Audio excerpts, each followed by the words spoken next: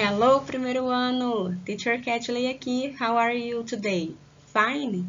I hope so.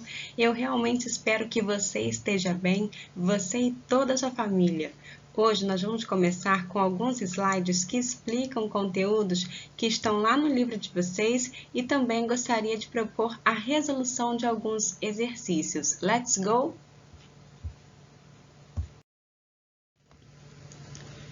So guys, here we have our summary, and inside this summary we have simple present, simple past, reviewing titles, skipping words, used to, and be, get used to.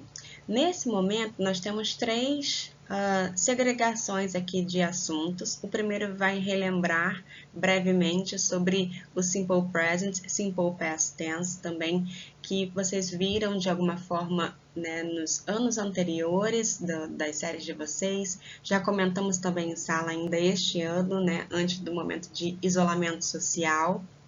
Nós temos também alguns mecanismos de leitura, né, chamados Previewing Titles and Skipping Words.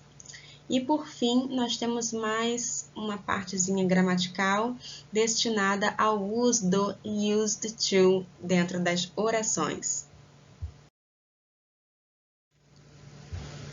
Queridos, ainda que de modo bastante breve, colocamos aqui Simple Present Tense Review, né, em caráter de review, porque este assunto já compreende séries anteriores, então a gente vai passar bem superficialmente, ok?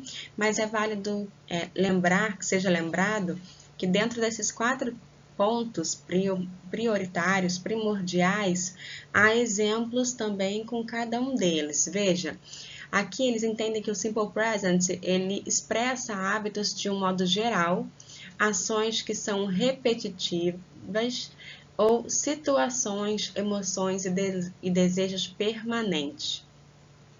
Por exemplo, to smoke é o verbo fumar, né? Então, aqui é um hábito. I smoke. I work in London. London is a large city. Então, todas as vezes que temos frases soltas que têm essa tendência a agrupar, a reunir regiões e fazer certas mudanças, é importante que a gente fique antenado para todos os tipos de informações. Tem um outro fator que faz com que a frase exija que o Simple Present aconteça, que é justamente para dar informações, indicações, instruções. Por exemplo, you walk for 200 meters, then you turn left. Sorry.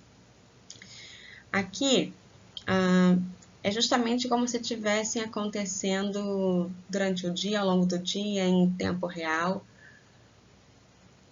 Mas é importante frisar, de acordo com o que tem sido solicitado, para expressar eventos programados, presentes ou futuros, né? Desde o momento em que o acordo foi firmado ali naquele presente, ele vai cambiando, ele vai se modificando para outras classes também. Para expressar eventos programados, presentes ou futuros, né, nós usamos também verbos no Simple Present. Your exam starts at 9 o'clock. Seu exame começa às 9. Impreterivelmente, se você estiver ali, se não estiver, se estiver doente, se não estiver, a aula vai acontecer com ou sem você e é importante que vocês prestem atenção nesses momentos.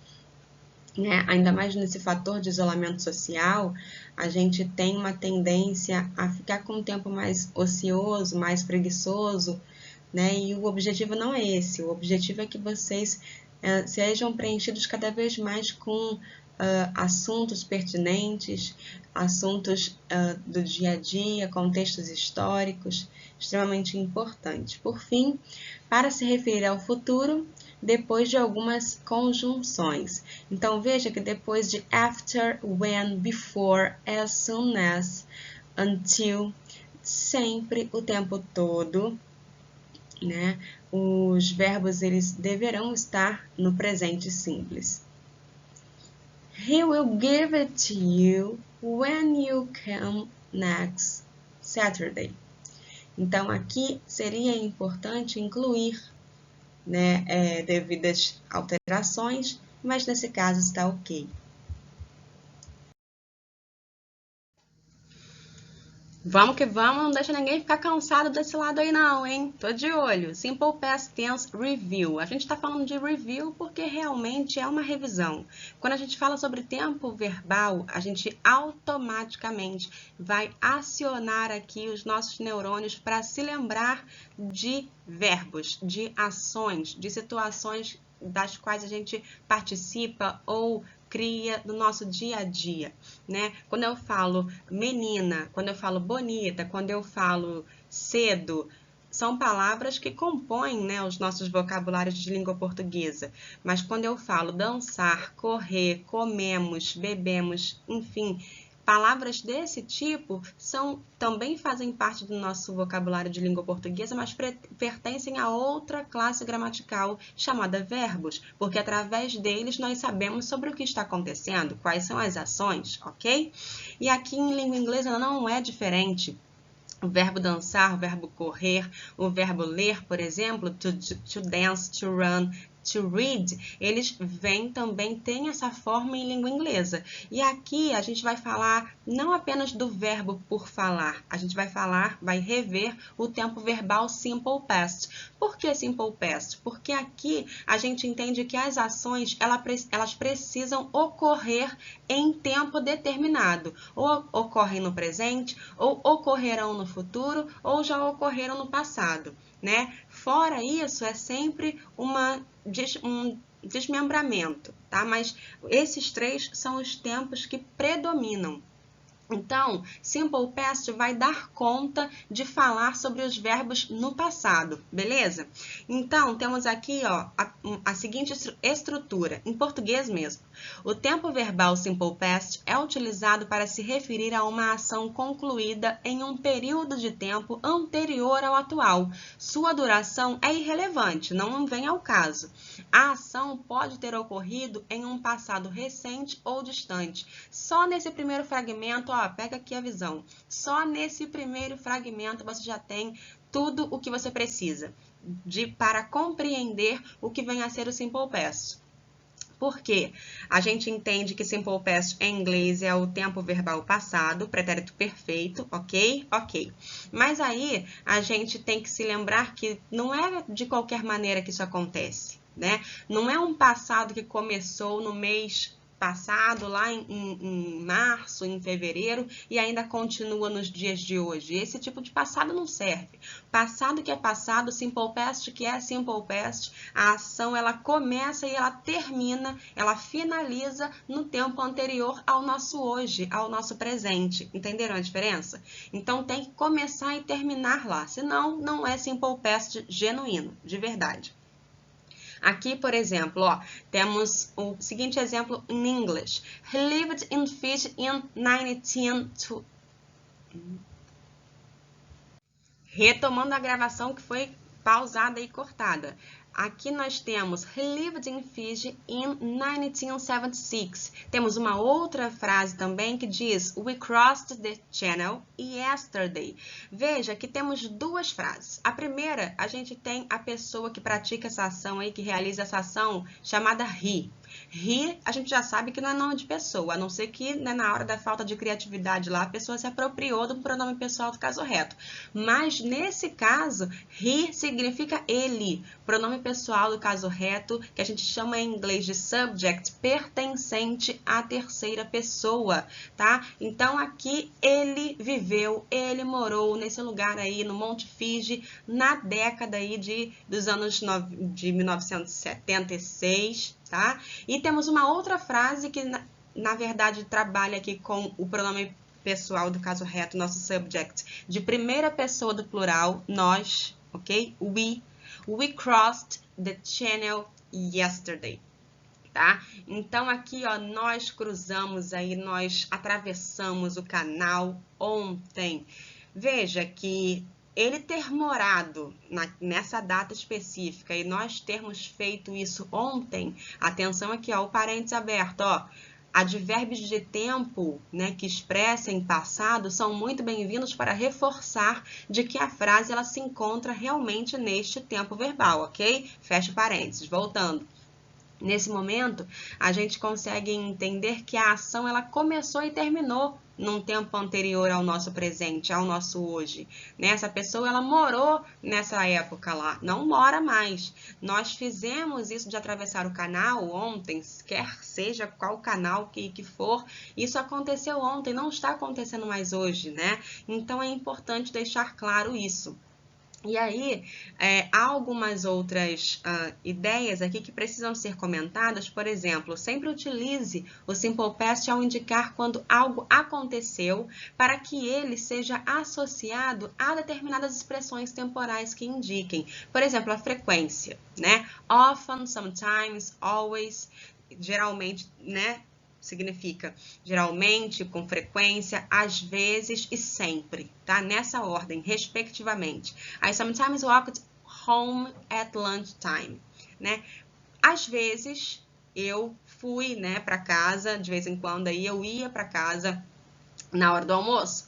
I often brought my lunch to school, né? Com frequência, aí eu comprava meu almoço na escola, né, para esse momento de estudos. Então, períodos determinados, sejam eles advérbios ou locuções adverbiais, last week, yesterday, são palavras que, né, semana passada, last night, ontem à noite, yesterday, que significa ontem, são palavras que vão nos ajudar a entender que a frase de fato está no tempo verbal simple past, ok? E veja, muita calma nessa hora que esse momento pede, hein? Simple past vai lidar com verbos? Vai. Mas aí nesse momento cabe dizer que o simple past ele vai trabalhar com verbos regulares, ou seja, que pertencem àquele grupinho de que saem da sua condição original e são escritos no passado apenas colocando o finalzinho em ed no finalzinho da sua palavra, do seu verbo. Ok? Agora, aquele grupo, né, que não se mistura, chamado irregular, é quando apresenta uma estrutura de escrita ou de fala completamente diferente da sua estrutura original. Ou seja, é só ele passar para o passado que ele fica de uma forma escrita completamente outra. O verbo, por exemplo, to go. O verbo go é o verbo ir. Mas quando eu digo eu fui, por exemplo, não é I goed. É I went com W. Veja, só por começar com W aí já tem uma total discrepância da sua forma original. Então, esse é um verbo que se caracteriza como um irregular, assim como o verbo to be, né? Quando eu falo I am, eu sou ou eu estou, é diferente de eu dizer I was. Eu era, eu estava. Veja, de um para outro muda bastante. Então, é importante que Simple Past Tense traga esse olhar diferenciado, né? Para que a gente passe frases, né, que já estão no passado para a interrogativa, a gente chama quem eu costumo de chamar de Avenger, nosso vingador, nosso herói, que nos ajuda aí a restaurar a frase, chamado did. O did é importante para entrar em ação todas as vezes que a gente precisar construir uma frase interrogativa, né? Você foi ao supermercado? Did you go to the supermarket? Mas ué, teacher, você falou que foram, não é mais go, é o went. E aí você disse nessa frase aí, agora você usou o go, mas por quê? Porque a gente chama o reforço, porque a gente chamou o did, e o did já estando presente na frase, a gente sabe que ela está no passado, beleza? E aí a gente não precisa de nenhuma outra alteração, ele já se encarrega de nos mostrar o que de fato a gente precisa. Então, você foi ao mercado? Não é you went to the supermarket, mas sim did you go to the supermarket? A gente chama o did, o verbo volta para o seu original, mas a frase ainda se constitui como uma frase no passado simples, ok? Falamos bem rapidinho justamente porque é uma revisão, a gente parte do pressuposto que você já sabe isso, e agora, let's go, vamos seguir.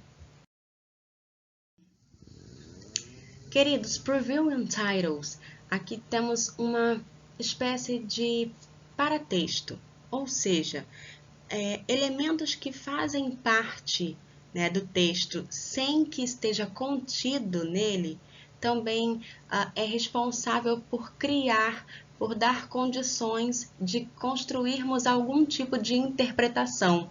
É importante que fique claro que, mesmo sem adentrarmos, né, na leitura do texto propriamente dizendo, imagens, títulos, primeiros parágrafos, subtítulos, legendas, tudo isso é importante para essa construção.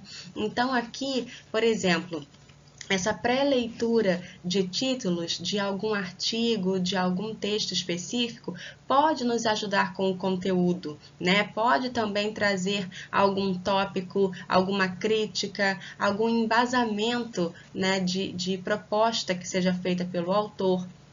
Né? Ali também tem uma intenção, tem uma proposta, um propósito do artigo, né? Se é de informar, se é de persuadir, se é de trazer algum tipo de curiosidade, entretenimento, enfim, através do título a gente consegue saber se há alguma polêmica ou se há algum outro motivo que o texto venha a apresentar.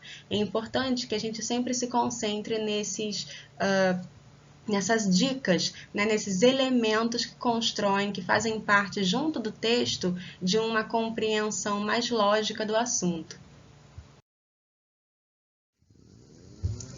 Skipping words. Skipping words, you can skim a text more quickly if you skip or ignore unknown words. However, if the gist is unclear when you skip words, follow these steps. Queridos, aqui embaixo nós temos um passo a passo para aplicarmos, né, na verdade, este tipo de segmento durante a nossa leitura.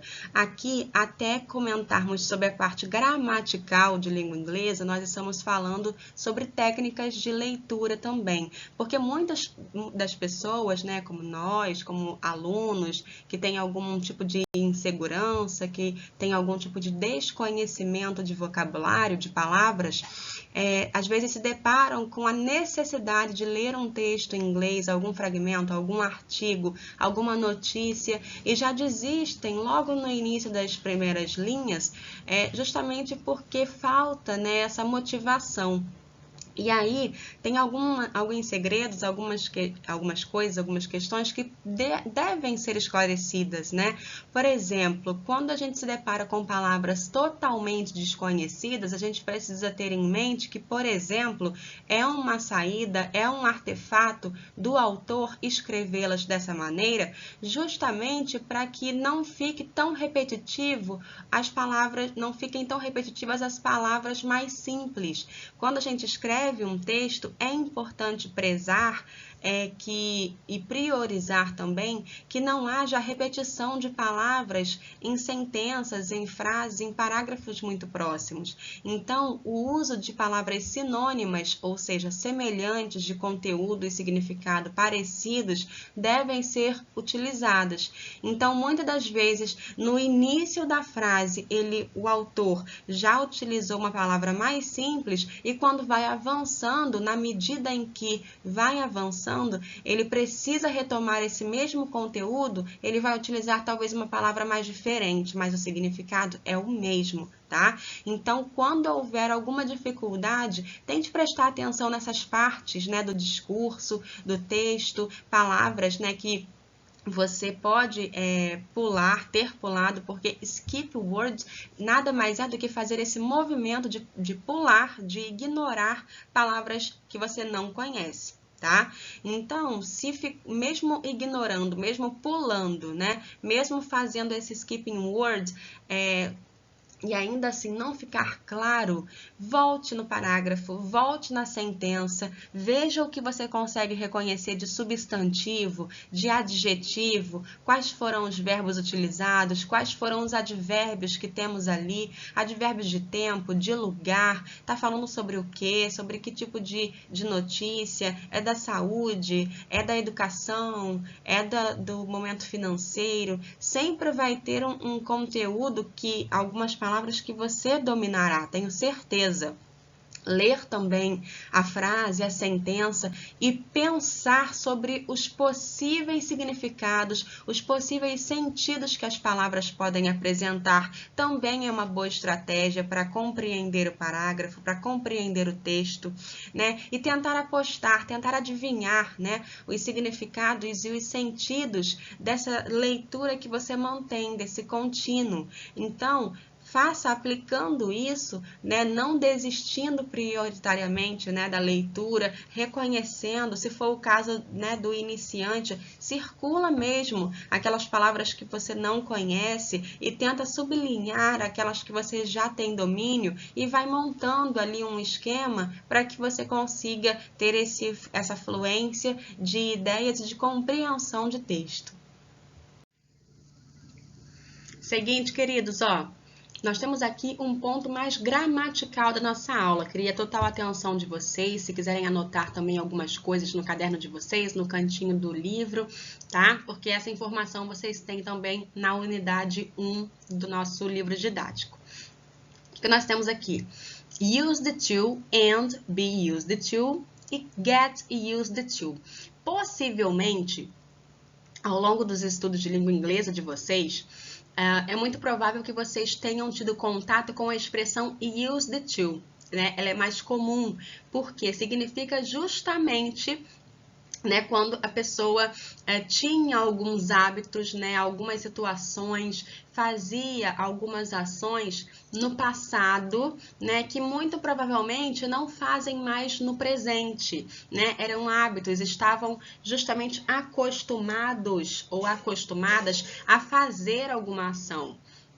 Perfeito? Então, aqui, use the to é justamente essa expressão estar acostumado, né, a fazer. Eu costumava fazer alguma coisa, né, da qual no presente posso não fazer mais. Aí vem algumas lembranças, algumas memórias, né, situações de infância, enfim, cabe aqui essa expressão associada a essas situações. Ok?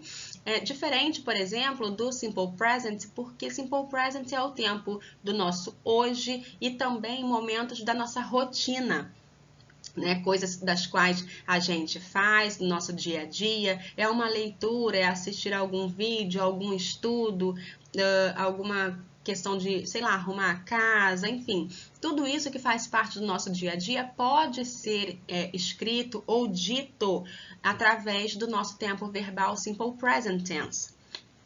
Agora, se a gente quiser se lembrar, retomar alguma situação, alguma ação feita que costumava ser feita num tempo anterior ao presente, ao Simple Present, nós geralmente acionamos o use the to. Agora, eu gostaria de que vocês não confundissem, né, ou não utilizassem todas essas três expressões, use the to, be used to e get used to, como sendo a mesma coisa, apesar de serem muito similares, tá? Porque o use the to a gente já pontuou que era algo do qual nós costumávamos fazer, beleza? Ponto, ponto. Agora, quando a gente fala sobre be used to, né, usando aí o verbo to be antes, a gente vai remeter à expressão exata de estar acostumado a fazer alguma coisa, estar acostumado a alguma ação, algum objeto, algo, enfim.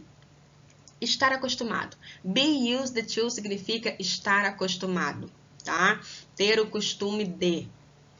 E agora, diferente, por exemplo, de get used to, aqui a pessoa se torna ou seja, se acostuma com alguma situação, ok? Por exemplo, eu não tinha um hábito, sei lá, como na frase aqui.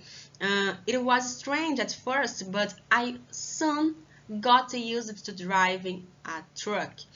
Por exemplo, era estranho, né? De primeira, logo no início, mas logo eu me tornei, pude me acostumar aí, né, a dirigir um caminhão, por exemplo.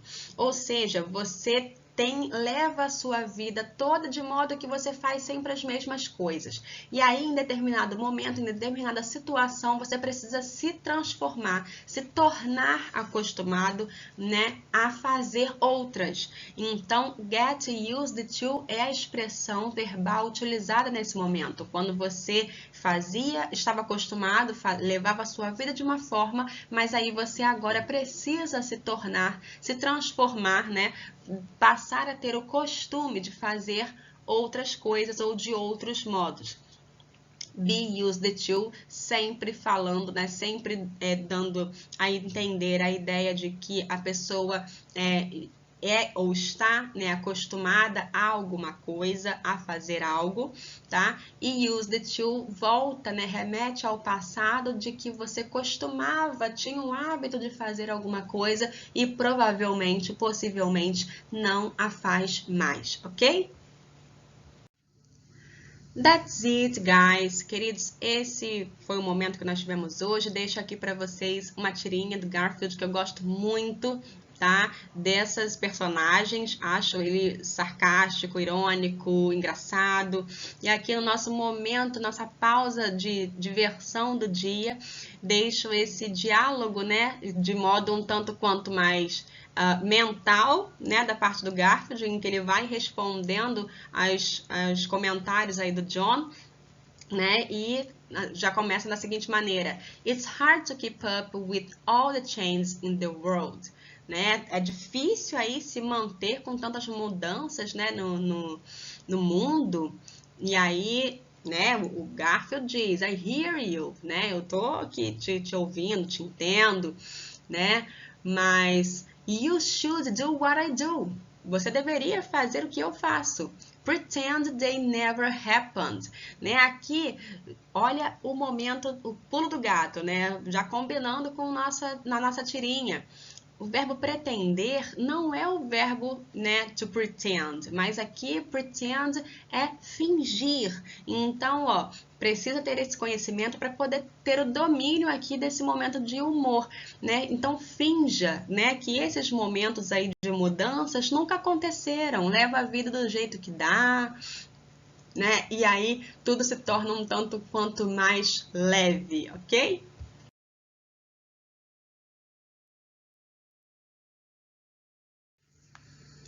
Então é isso, pessoal, The End. Hoje nós ficamos por aqui, mas eu vou aguardar vocês para a próxima aula com as dúvidas esclarecidas, né? Bastante conhecimento, conteúdo. Fiquem com Deus. Thanks for coming. See you later. Bye bye.